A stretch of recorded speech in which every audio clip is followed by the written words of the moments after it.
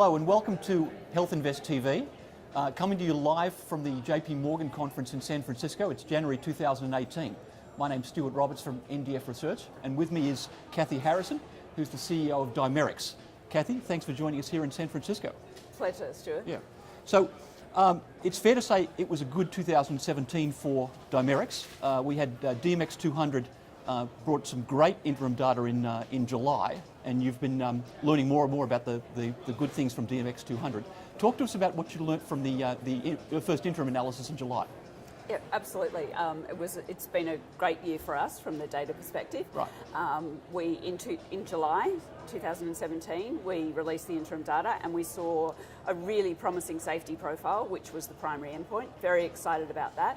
We also saw some clinically meaningful data from a small cohort of the patients, and we thought that was worth looking at a bit more closely. And so when we had a look by diagnosis, we found that there was a very impressive response rate amongst the diabetic nephropathy cohort.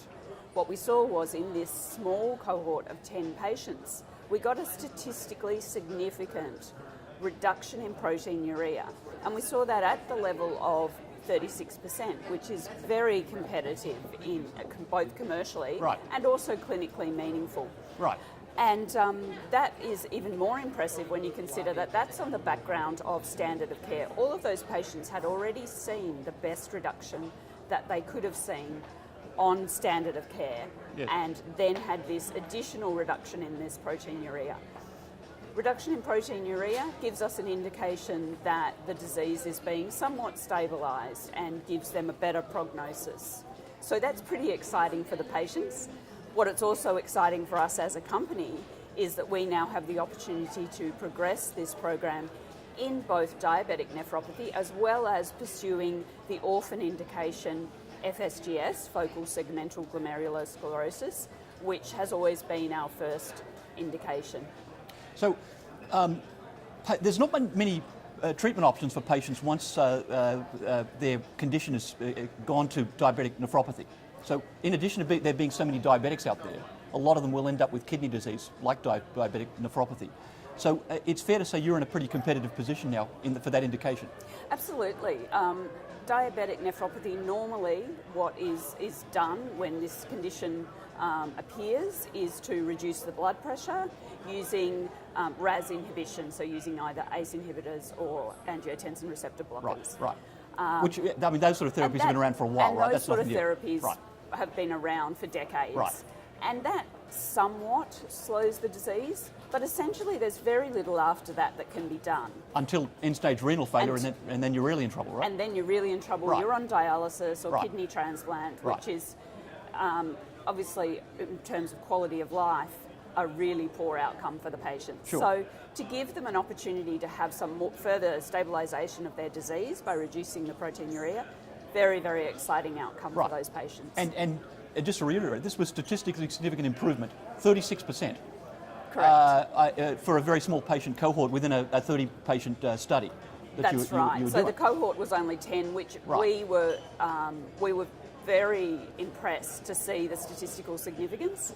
We went out, as you know, looking for responders because it was a small study. Yes. We always said we won't be able to average these results because it won't have statistical relevance. Right. But surprisingly, this group really did show this amazing statistical relevance. And so we're really looking forward to progressing this in addition to the FSGS, which we believe is a fantastic opportunity as well for the company. So looking ahead to 2018, you're not only getting ready for a further study of DMX 200 in FSGS, but we'll spend a lot of the year talking about how we can further progress the diabetic nephropathy opportunity. What else do you think will take up a lot of your time in 2018? Yeah, 2018 is going to be another really big year for us. We've just completed our pharmacokinetic study of our new extended release form of the tablet. Yes. So that'll cut the pill burden down from the patient from 3 to 2 a day, for example. Absolutely. The middle of the day dose is always a problem for patients. No one remembers to take their tablet at lunchtime. Sure, I forget it myself, yeah. Right. So by reducing it to 2 times a day, that's much more, both commercially and from the doctor's perspective, they're much happier prescribing that for their patients. Sure. So we'll be commencing the FSGS study in the first quarter of this year. We now have the data to finalise the protocol and get that kicked off.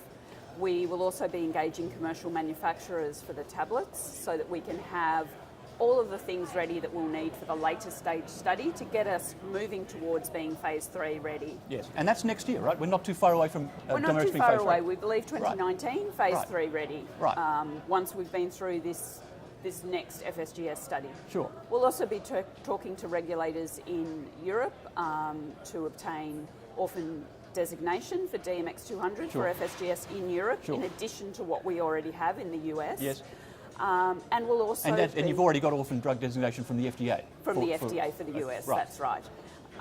And also we'll be doing, as you said, quite a lot of work around designing this diabetic nephropathy, not just the next study, but does the development plan look like? What is the commercial path for that? Because it's very different to FSGS. Sure. So that's going to involve some engagement with regulations and Right. a lot of work as well. So we're here in San Francisco, the global capital of biotechnology. There's probably 40,000 people here in the city attending various investment meetings around the city. What are you hoping to achieve while you're here? Well, I probably won't get to meet all 40,000 of them. Sure. But I do have a very full schedule, meeting with a lot of companies who have shown interest, particularly late last year after we released our data. We attended the American Society of Nephrology and also BioEurope, Yes. engaged with a number of companies from a partnership perspective there, and following up on those conversations here, as well as gauging interest from investors and also analysts in the space. Sure, sure. Now, you've recently announced a 1-for-2 rights issue at 12 cents a share. Talk to us about what we're going to do with the $5.5 million that you hope to raise in that transaction. Yep, so the entitlement offer actually, it gives all shareholders that were shareholders on the record date the opportunity to subscribe to one additional share for every 2 shares that Right. they already hold. Yes. They can also apply for oversubscriptions, so they can apply for more than their entitlement if they would like to take advantage of being able to pick up the shares at this 12-cent price. The $5.5 million will give us the opportunity to complete this FSGS phase 2 trial and the sorts of things I was talking about earlier, that commercial manufacture, the regulatory engagement, and put ourselves in a position to be phase 3 ready with FSGS. Yes, which, as we said before, that's coming up not too far from now, 2019. Not too far from now. Right. And it'll also give us the opportunity to really bed down what a diabetic nephropathy program will look like, Right. and engage with regulators and talk to a lot of interested companies in that diabetic space. Okay, and that completes Friday the 19th. It does indeed. All right. So shareholders need to actually apply by Friday the 19th. Friday the 19th, which is not too far away. Not too far away. Right. Kathy Harrison, live in San Francisco. Thanks for being with us on Health Invest TV. Thanks, Stuart.